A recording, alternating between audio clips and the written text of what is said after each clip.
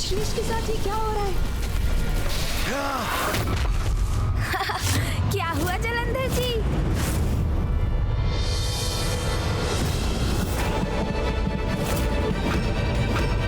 ये सब क्या गिर रहा है मेरे ऊपर? ये अंतिम कार्य, आपका अभिषेक शेष था जलंधर जी। अभिषेक? कैसा अभिषेक? कौन सा अभिषेक? ये क्या है? ये तो धतूरा है जलंधर जी, सबसे उपेक्षित फल, किंतु जो महादेव को सर्वाधिक प्रिय है। उपेक्षित को भी अपनाते हैं महादेव, और इसी का प्रतीक है ये धतूरा, क्योंकि महादेव को ज्ञात है कि जो सबसे बुरा है उसमें भी कुछ न कुछ अच्छाई अवश्य है। जैसे धतूरे में कांटे हैं तो औषधि के गुण भी हैं। दंड दूंगा, तुम दोनों को भीषण दंड दूंगा शिवपुत्रों।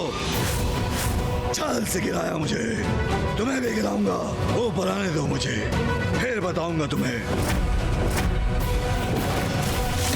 सोन जी,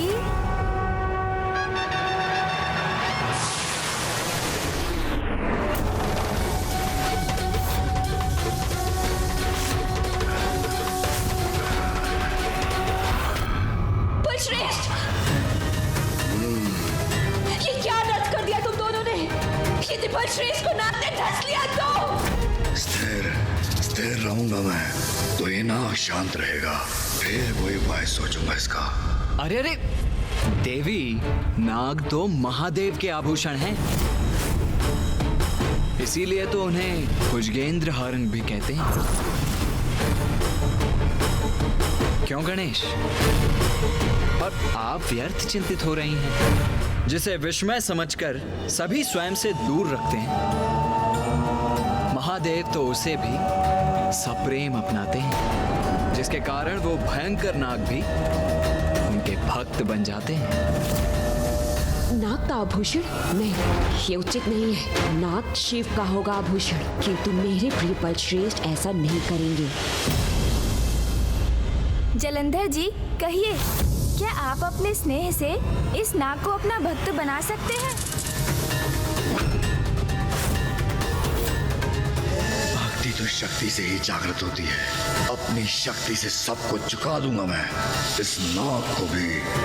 सर्वश्रेष्ठ ईश्वर किसी के वश में नहीं रह सकता।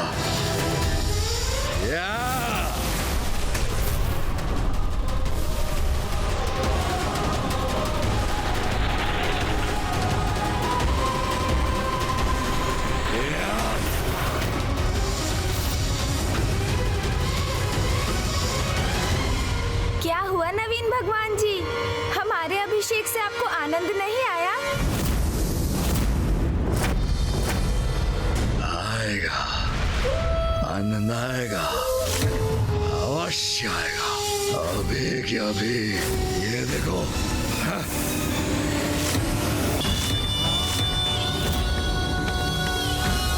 प्रेम से नहीं, आतंक से, अपनी अपार शक्ति से आतंकित करूंगा समस्त संसार को मैं, और सभी को अपना भक्त बनाऊंगा। भगवान सर्वश्रेष्ठ जलंधर हूं मैं।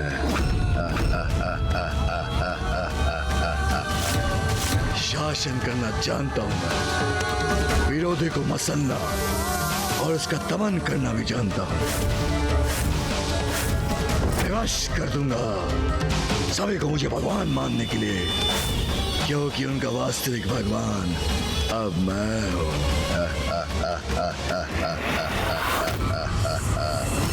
नहीं, मैं जलंधर को इस नाग को क्षति नहीं पहुंचाने दूंगा।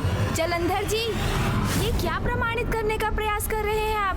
क्या लगता है आपको कि इस नाग का अंत कर आप नवीन भगवान के रूप में स्वीकार कर लिए जाएंगे?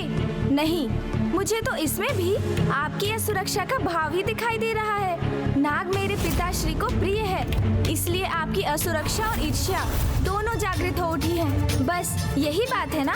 उचित कहते हो तुम गणेश। सर्वप्रथम इन्होंने हमें शरण देने का ढोंग किया, हमसे अपना अभिषेक करवाया, हम पर और अपनी ही पत्नी पर वार भी किया, और अब इस निरपराध नाग का वध कर अपनी शक्ति दर्शाना चाहते हैं। ये मैंने अनेकों असुरों को देखा है गणेश, किंतु ये जलंधर उन सभी से अधिक दीनहीन और असुरक्षित प्रतीत होता है मुझे।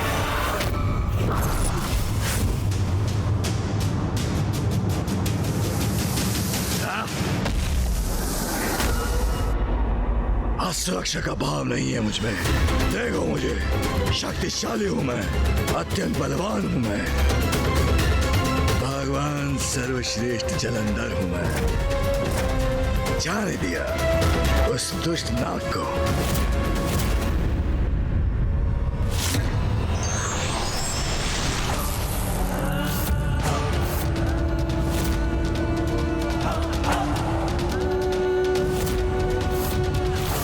बलश्रेष्ठ इन शिव पुत्रों को असुरक्षा के भाव से परिचित करवाएंगे। मात्र कहने से, स्वयं को भगवान घोषित करने से कोई भगवान नहीं बनता। अभी तो भगवान को तो संसार के लिए बड़े दायित्व उठाने पड़ते हैं। जलंधर जी, भगवान बनने योग्य कोई भी कार्य किया है क्या आपने? हाँ, संसार का समस्त चक्र तो महादेव के अनुसार ही चल रहा है। सूर्यदेव पूर्व से ही उदित होते हैं, चंद्रदेव रात्रि में ही अपने प्रकाश से समस्त सृष्टि को प्रकाशित करते हैं। आम के वृक्ष पर आम का ही फल आता है।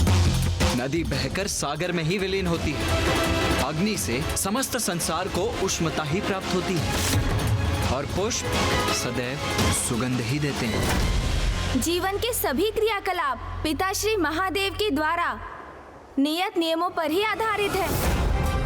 आपने तो मात्र इस मिथ्या कैलाश का निर्माण भर किया है, किंतु आपका आदेश कौन स्वीकार कर रहा है? कौन मान्यता दे रहा है आपको?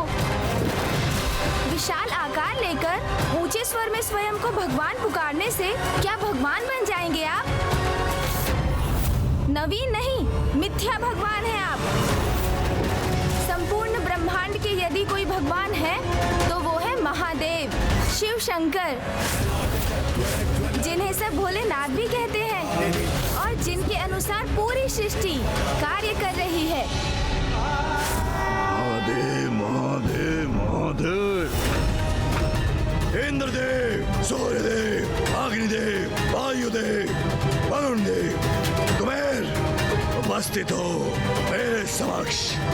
अभी क्या भी कदाचित हमारी युक्ति सफल हो रही है भैया। अब बस आगे आगे देखते जाएं।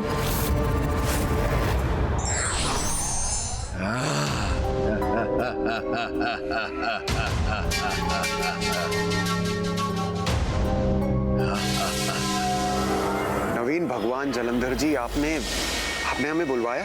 हाँ, बुलाया, अवश्य बुलाया। सुनो तुम सभी, तुम्हारा नवीन भगवान होने के नाते मेरा आदेश है तुम्हें, आज से तुम्हारे समस्त कार्य मेरे नियमों के अनुसार होंगे। और वो नियम बहुत सरल है। आज तक तुम जो भी करते आए हो, कल से उसके विपरीत करोगे।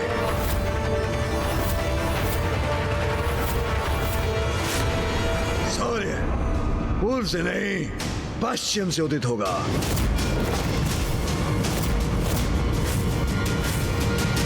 पश्चिम से? किंतु परंतु कुछ नहीं, मेरा आदेश है, उसका पालन करो। और अग्निदेव, तुम शीतल हो जाओ। हवन और यज्ञ में प्रज्वलित नहीं होंगे तुम।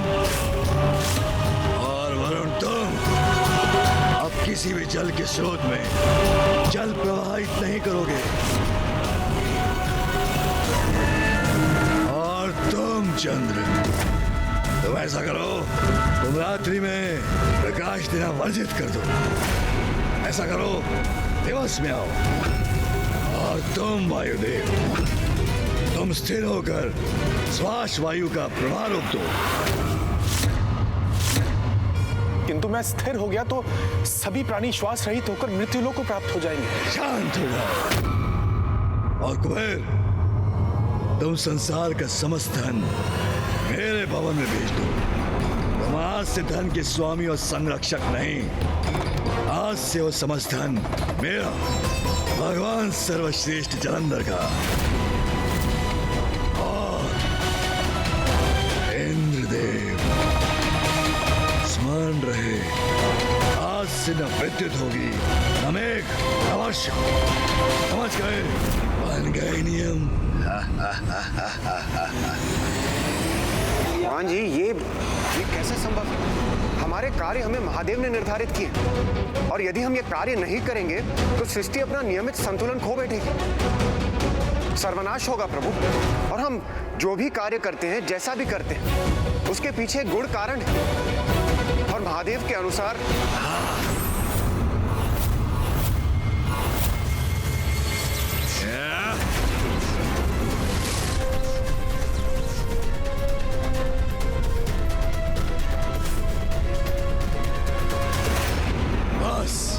बहुत हुई महादेव की महिमा स्तुति। अब मैं हूं महादेव। मैं आज से मेरे समक्ष शिव के नाम का उच्चारण मत करना। कौन है ये शिव? नियम स्थापित करने वाला। भगवान सर्वश्रेष्ठ जलंधर की सत्ता में एक मेरा ही नियम रहेगा और तुम उन नियमों का पालन करोगे, अन्यथा इस बार ये ऊर्जा नीचे नहीं गिरेगी, तुम्हारे ऊपर गिरेगी।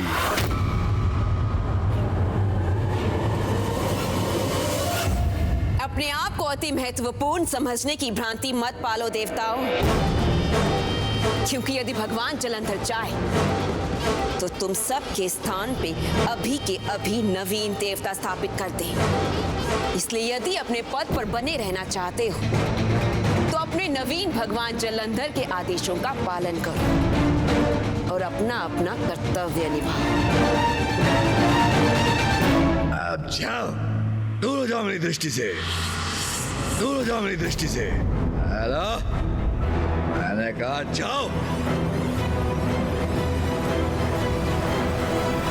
चलिए भैया, अब हमारे भी जाने का समय आ गया है। हाँ चलो गणेश। रुको,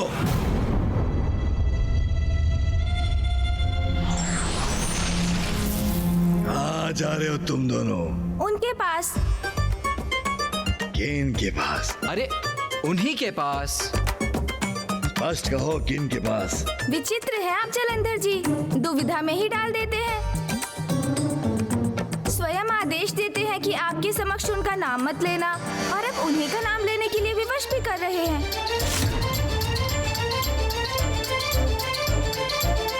हाँ, महादेव के पास जा रहे हैं हम। क्यों? अब वहां जाकर कोई और षड्यंत्र रचना है क्या? नहीं परम देवी, जलंधर जी ने संसार के नियमों में इतने भारी परिवर्तन कर दिए हैं कि जिनकी सूचना तो हमें शिव जी को देनी ही होगी, क्योंकि ये परिवर्तन तो उन्हें कदापि नहीं भाएंगे। नहीं भाएंगे उसे, तब तो अवश्य जाओ, जाओ। हाँ, उससे कहना मत भूलना, अति शीघ्र नवीन भगवान सर्वश्रेष्ठ जलंधर शिव के भी नवीन कर्तव्य निर्धारित करेंगे। ये दोनों यहाँ आए थे तो इतना उपद्रव मचाया था इन्होंने। मुझे शंका हो रही है कि कहीं वहां जाकर कोई और संकट ना उत्पन्न करे हमारे लिए। अच्छा, जैसी आपकी आज्ञा नवीन भगवान जलंधर जी। स्वयं शिव पुत्र मेरा संदेश पहुंचाएंगे शिव को। भगवान सर्वश्रेष्ठ जलंधर प्रसन्न हुआ। नहीं नहीं, मेरी शंका निराधार है। प्रिय बलश्रेष्ठ तो सर्वशक्तिमान है, भगवान है, कोई संकट उनका स्पर्श भी नहीं कर सकता। कितना भी अट्टहास कर लीजिए जलंधर जी, अब पिताश्री का क्रोध अवश्य जागृत होगा और उसके पश्चात फिर शेष नहीं रहेंगे आप।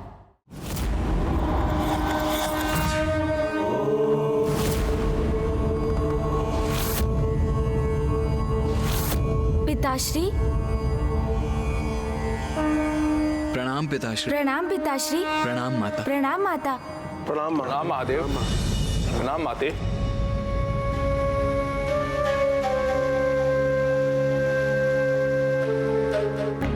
क्या हुआ? आप सभी इतने चिंताग्रस्त क्यों हैं? वो पिताश्री, सभी देवता अपने अपने संशय दूर करने के लिए आपके समक्ष प्रस्तुत हुए हैं। संशय? कैसा संशय देवराज? देवगण, देव, मुझे आपसे ज्ञात करना था कि मैं अपने वज्र का क्या करूं। वज्र का क्या करूं? ये कैसा प्रश्न है देवराज? आपको ज्ञात नहीं है? क्षमा कीजिए महादेव, मैं बताता हूं। वास्तव में मुझे अपने वज्र की आवश्यकता नहीं, क्योंकि अब ना मेघ होंगे, ना वर्षा होगी और ना विद्युत, और उनसे आने वाले तूफान भी नहीं होंगे। तो महादेव, मेरा वज्र तो व्यर्थ ही हुआ ना। मैं सोच रहा था क्यों ना इसे आप ही के समक्ष छोड़ दूं। और हाँ महादेव, यदि आप अनुमति दें तो मैं स्वर्गलोक के राजभवन को भी बंद कर देता हूं। ये क्या कह रहे हैं देवराज? प्रभु, इंद्रदेव की तरह मुझे भी कुछ कहना है। मैं अपने रथ का क्या करूं? और सूर्यलोक का? मैं सोच रहा था कि मैं अपने रथ को यहीं आपके पास ही छोड़ देता हूं, कैलाश में। हाँ महादेव, और चंद्रलोक का क्या करें? मुझे भी बताने की कृपा करें। प्रभु, अब जब समुद्र और नदियों का अस्तित्व ही नहीं रहेगा, तब मैं भी सोच रहा था कि आपसे अनुमति लेकर तब के लिए चला जाता। अब तो यही उचित है वरुण देव, सर्वथा उचित है। अब संपूर्ण प्राणी, पशु पक्षी, जीव जंतु श्वास रहित होकर अपना जीवन त्याग रहे हों। मुझसे उनकी ये दशा नहीं देखी जाएगी। अब तो महादेव अनुमति दें तो मैं भी कहीं दूर निकल जाऊं। महादेव, क्या मैं नंदी और गणों की सहायता ले सकता हूं? ये सब क्या हो रहा है? कोई बताएगा मुझे? हाँ कुबेर देव जी, भैया और मैं भी आपकी सहायता करेंगे, क्योंकि अब नवीन कैलाश तक सृष्टि का समस्त धन कोष पहुंचाना कोई सरल कार्य तो नहीं। आपको जितनी भी सहायता प्राप्त होगी कम ही होगी कुबेर जी। बस शांत हो जाइए आप सभी। क्या आप में से कोई एक बताएगा कि यहाँ क्या हो रहा है? या आप सभी क्या कह रहे हैं? हाँ देवराज, जलंधर की धूर्तता का उत्तर हमें चतुराई से देना होगा, और चतुराई इसी में है कि हम सब मिलकर उनकी प्रशंसा करें, उसके अहंकार को बढ़ावा दें, जिससे वो पिताश्री को चुनौती देकर उनसे युद्ध करे और विनाश के मुख में प्रवेश कर जाए। पिताश्री, मैं क्षमा चाहता हूँ और मुझे पूर्ण विश्वास है कि आप मुझे अवश्य क्षमा कर देंगे, किंतु मुझे और अन्य देवताओं को ये सब करना पड़ा, आपसे ये सब कहना पड़ा, क्योंकि जलंधर की समस्या का हल तो युक्ति से ही संभव था, जिससे कि आप स्वयं उनको दंड देने के लिए तत्पर हो जाएं। आपको मैं बताता हूँ पिताश्री, जलंधर जी ने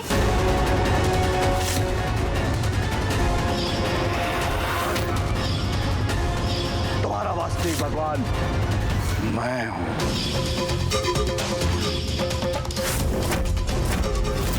मेरा आदेश है तुम्हें, आज से तुम्हारे समस्त कार्य मेरे नियमों के अनुसार हो।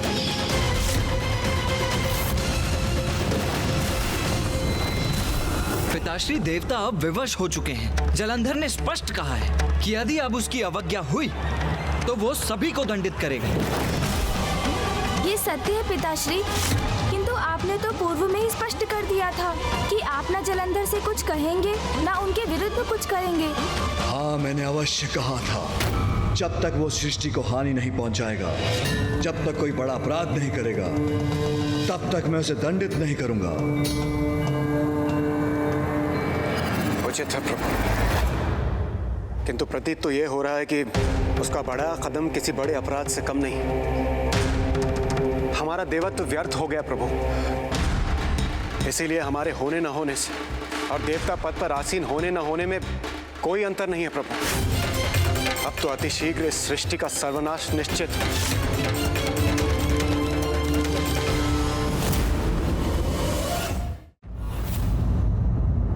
आपको सतर्क रहना होगा प्रिय बलश्रेष्ठ।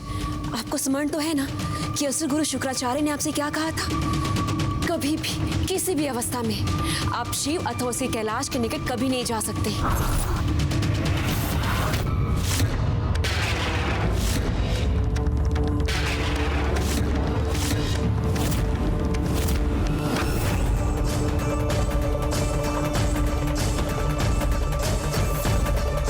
सृष्टि के चक्र को विपरीत दिशा में चलाकर उसके सभी नियमों को भंग कर जलंधर ने वो अपराध किया है जिसका दंड उसे अवश्य प्राप्त होगा।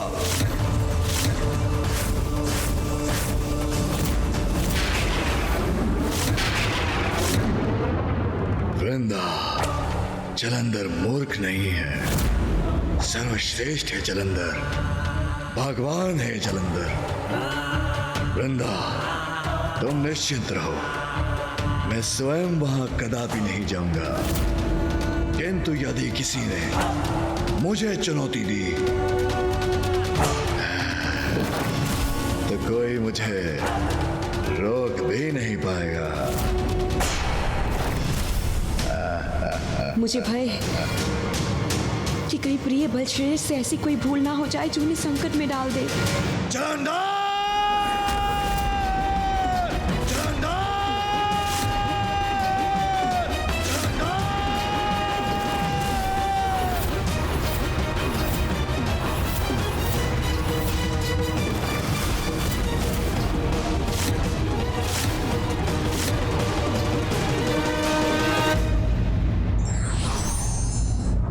अति आत्मविश्वास पतन का कारण बनता है, अति का अंत निश्चित है।